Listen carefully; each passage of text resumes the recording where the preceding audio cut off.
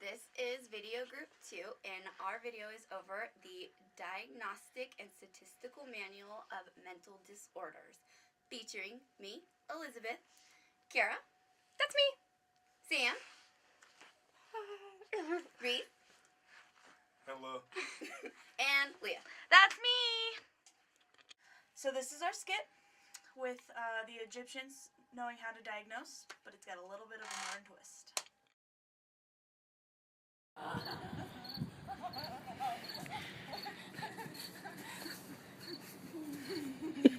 Come on, Leah. No! Come on. No! Come on, Leah.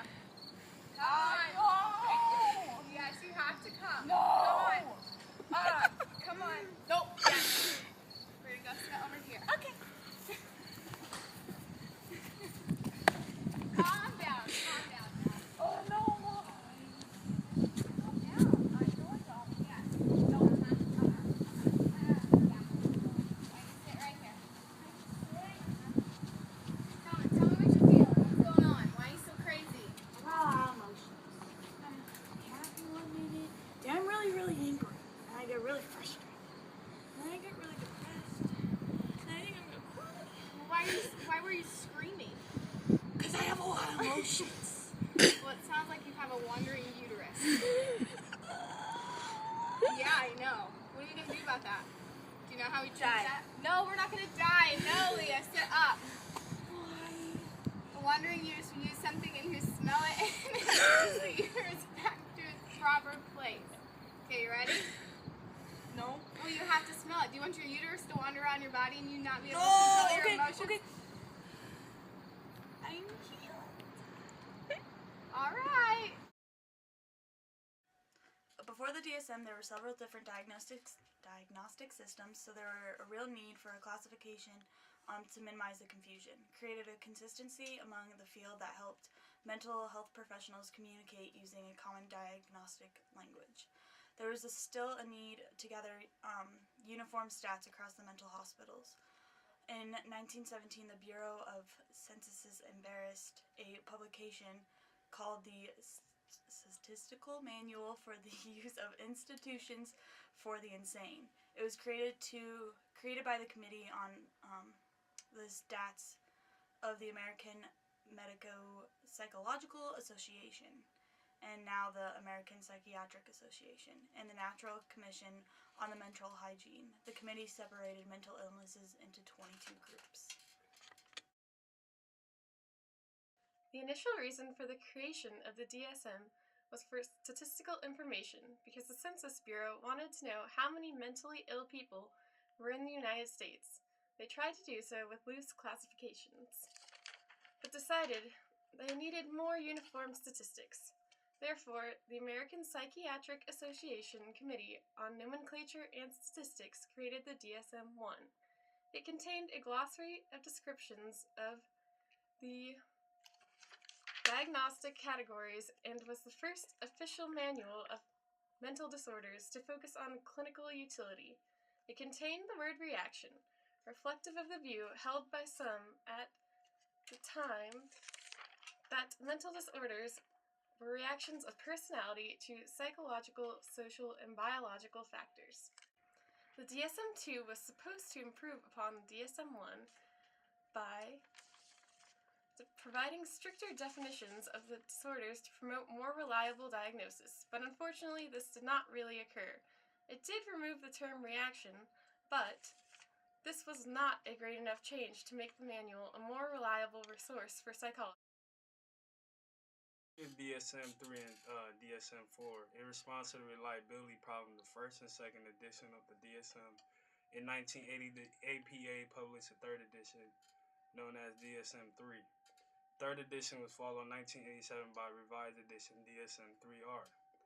1994 creation of the fourth edition came about, edition DSM-4, and in 2000 a revised edition followed known as DSM-4TR. TR, which stands for text revision.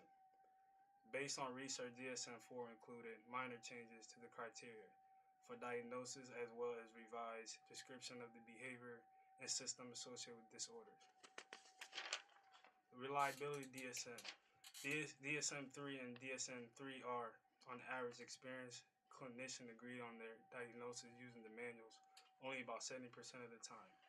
To increase the reliability of diagnosis in DSM-4, the task force had developed it, conducting numerous field trials. In a field trial, testing determined whether diagnostic criteria can be applied reliably and whether they fit individual experiences. The reliability of the DSM-4 and DSM-4R diagnoses are a lot higher than the others. DSM-4 and TR axis. Axis 1, clinical disorder. These are major disorders for which a person qualifies. Axis 2, personality disorder, mental retardation, or lifelong. Axis 3, general medical condition, physical diseases and medical diseases. Diseases may not or may not be related directly of the psychological disorder from which a person is also suffering. Axis 4, psychosocial and environmental problem. Clinician relates the severity of the psychosocial stressors the individual is facing. Psychosocial stressors may be related to the individual's mental disorders as either causes or consequences. Axis 5, global assessment of functioning. Clinician rates the level at which the individual is able to function in daily life. Helps the clinician quantify and communicate the degree to which the disorder is impairing the individual's functioning. In newer edition, developers put specific concrete criteria for each disorder. Criteria are in form of behaviors people must show or experiences or feelings they must report. Criteria requires symptoms interfering with occupational or social functioning. Criteria for DSM-4 were tested in clinical and research settings. They are both multi-axis. DSM-3 and DSM-4 and DSM-4 are 5 axes or divisions along which a clinical evaluates a person's behavior. Only the first 2 axes listed actual disorders and the criteria required for the diagnosis. The other 3 axes are meant to provide information on physical conditions that might be affecting the person's mental health. Clinician also notes whether disorders are chronic or acute. The DSM-3 revised. In 1987, the DSM-3 revised was published as a revision of the DSM-3. Categories were renamed and reorganized, and significant changes in criteria were made. 6 categories were deleted while others were added. Controversial diagnoses such as premenstrual disorder were considered for addition but ultimately were discarded. Other categories such as sexual orientation disturbance were also removed and was largely recategorized under sexual disorder not otherwise specified, which also included persistent and marked distress about one's sexual orientation. Altogether, the DSM-3R contained 292 diagnoses with 567 pages long, versus the DSM-3 only having 265 diagnoses and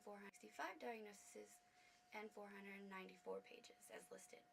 In short, the DSM-3 revised added 27 categories with an additional 73 pages total to the book. The DSM-4TR was published in 2000. The diagnostic categories and the vast majority of the specific criteria for the diagnoses were unchanged.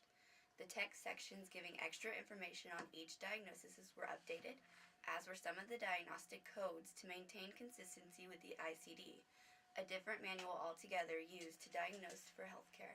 The DSM-4TR was organized into a 5-part axis system. The first axis incorporated clinical disorders. The second axis consisted primarily of personality disorders and intellectual disabilities. The remaining axes covered medical, socio-social, environmental, and childhood factors functionally necessary to provide diagnosis criteria for healthcare assessments. The DSM-5 was released in May of 2013 after being developed for over a decade. The manual is divided into 3 sections. The first section of the DSM-5 includes introduction and a manual for its usage.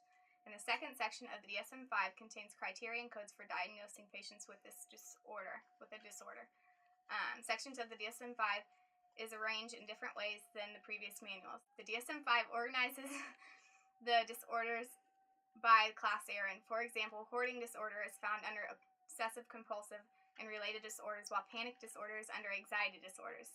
Section 3 of the DSM-5 is the emerging measures and models, which include assessment measures such as symptoms and measure assessments.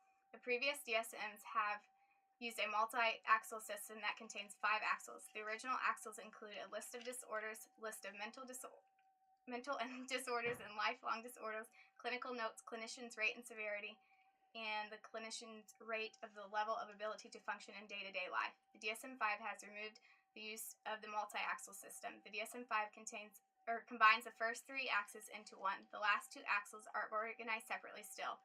This allows the clinician to better rate the severity of the disorder. Although the DSM-5 is only 6 months old, it did have some revisions or corrections made to it on August 9th to the coding of about 10 disorders. There have also been reports of small grammatical errors in the manual. The psychological community says that by January 1st of 2014, the transition from DSM-4 to the DSM-5 should be complete. That is that all physicians should be using the DSM-5 by January 1st. Thanks, Leah. The DSM-2 was supposed to improve upon the DSM-1 by Published in 2000. Oh shit, I think I messed it up. Some patients with the disorder.